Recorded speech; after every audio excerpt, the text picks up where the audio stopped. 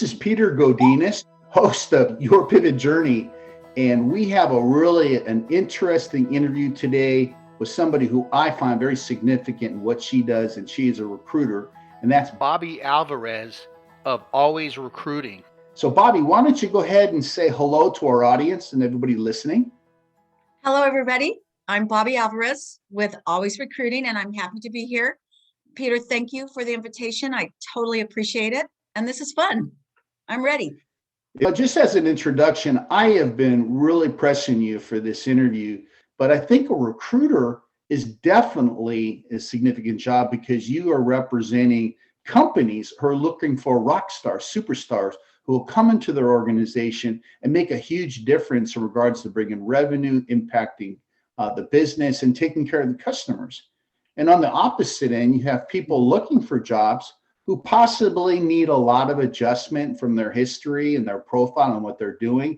So my first question for you, Bobby, is what led you to being a recruiter? It kind of goes back to being a mother of a cheerleader and a football player and having to work sponsorships and get companies to sponsor Little League and Pop Warner football, and going out and knocking on doors and talking to people and telling them how important it is that we have sponsors. And so I actually was recruiting then, bringing in companies and letting them put their banner up and telling them the advantage of being a sponsor for Pop Warner or for Little League or for Connie Mac, whatever that sport is that the kids are playing. And so I always was engaged in meeting companies, meeting people, and I loved building the relationships with people. I think I just like working with people, and a recruiter should really like working with people because that's all you do all day is talk to people. And it's challenging at times, but it's exciting, and I love it. I relate to them. I think I really do.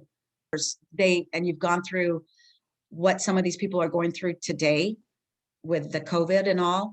I am very sensitive to them. What things as a recruiter have you had to make different that's even a benefit or an advantage in terms of the way you're doing it? The only change that that I implemented during COVID was a lot of people were available. So I really pumped up my advertising on social media, and I really put out a lot more communications than I normally would because I'd be busy screening candidates, but now I wasn't screening candidates.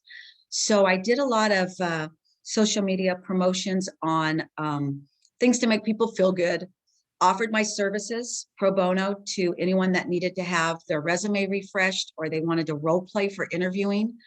And those are things I don't normally have time to do when I am screening candidates all day. So I didn't have to change anything. I got to do something different that I like to do. And I had a lot more time. And so did the candidates. And so did the clients have more time to talk.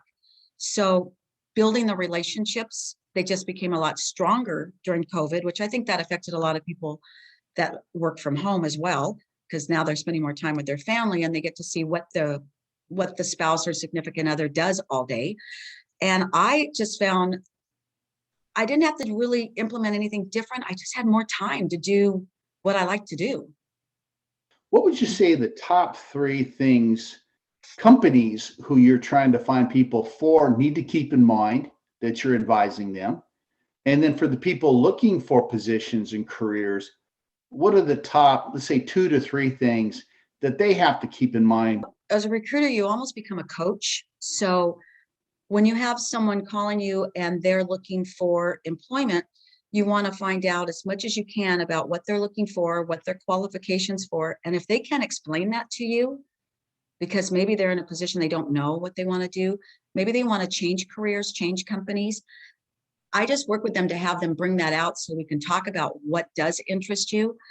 And another thing that I do one of the top 3 things I say, let's look at your existing resume. What's it look like?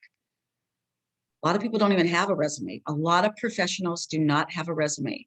So sometimes we start from fresh and build a resume. A lot of professionals have LinkedIn And if it's not updated, it's outdated, is what I tell them. So I'll go to their LinkedIn and it's nowhere near what the resume looks like. So we work together, and that's one of the things I encourage everyone is that your resume and LinkedIn, they should be in line. Now, LinkedIn should just be a mirror image of the resume, but the dates, the years, the titles should be the same. The resume shouldn't say a specialist and the LinkedIn says executive. I mean, what are you? An executive specialist? What are you? So I really coach on those things. And I do that all year round when I talk to anybody. And you have to be sensitive how you tell people, because a lot of people, they think that resume is like their reward. This is going to get me somewhere right now. And they haven't even looked at it for a while. And they need to be current. 21st century, you need to be current. Technology that you did 20 years ago is not relevant today. Nobody's doing Cobalt, nobody's doing Fortran from 1970, and there's no reason to put that on there. So I try to guide in a very soft way, by communicating, by asking questions, listening to what they say. So sometimes if they see back what they've told me, it's enlightening. I think a lot of people, and they change their mind on some things. So it's dialogue, communications, all that's so important. And it becomes a habit after a while. You just do it. Makes sense. Again, to try to stay away from sports analogies, I'll use music. So for instance, if you have somebody you're coaching who wants to play the strings, let's say, and you're listening to them and saying, there are too many people out there playing strings, and a lot better than you, have you considered the piano or keyboard?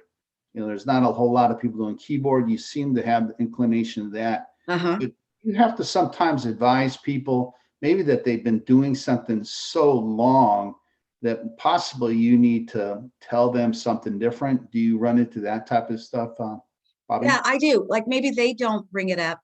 And a lot of people want to work in their own geographic area, and they don't want to venture off into another area. They only want to stay with a certain kind of company. And they can take their same skills and go to a different company, a different industry. So I'll just do researches and find out, get their zip code and find out what's the companies, and then how are those companies rated? I like to tell the candidate, I researched this company. I will come up with let's look in your geographic area. Let's look at, you've done a lot of marketing. Do you want to stay in marketing? No, I want to do sales. Okay, let's look at some sales and marketing, something combined. And so I'll do some homework for them for that. So there's a lot of people that can transform their skills and do a lot of other things. And sometimes you just have to throw out those ideas. So it happens. What are you actually trying to do to keep the balance between your clients who are looking for jobs and those who are seeking superhumans? For the clients, what I did different for me during COVID was, since things are slowing down, and we know you're always hiring. I've been with you for 5 years, and we're always going to need to bring someone in IT or tech or sales. No, we're not doing interviews, but we've got the Zoom and we have the FaceTime. Why don't we still continue sourcing, Bobby, continue sourcing, and you start interviewing while you've got this time. And if you also do, a lot of companies do assessments. So they do like profile assessments, strength assessments, personality assessments. Why not? If I think a candidate's good for your culture, for your business, for what you normally, hire, why not still interview during this COVID period with these folks that I locate? And if you give a test, give the test now. And I just make sure I'm involved. And then it helps me in finding the right candidate for them, because now I know a little bit about the company, I know a little bit about the culture, and I get closer to the staff, the owner, the business owners. So those are things I do personally to stay engaged with everybody.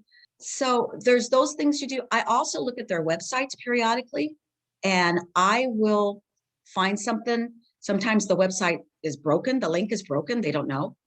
I inform them immediately. So I probably spend a couple hours a week on all my clients' websites. I want to look at, because that's where I'm sending my candidates. So I want to make sure there's no broken links. I want to make sure when they hit careers that they're going to see what I understand they're hiring for. Where can people find you? I do have a website, and it's my company name, and it's, www worldwide at alwaysrecruiting1word.net. And I'm on LinkedIn all the time, and I like to promote not only just the jobs that are coming out, but also inspirational things. So you can reach me on Facebook. I have a business group on Facebook, and my email is Bobby, my nickname, Bobby, like a guy, at alwaysrecruiting.net.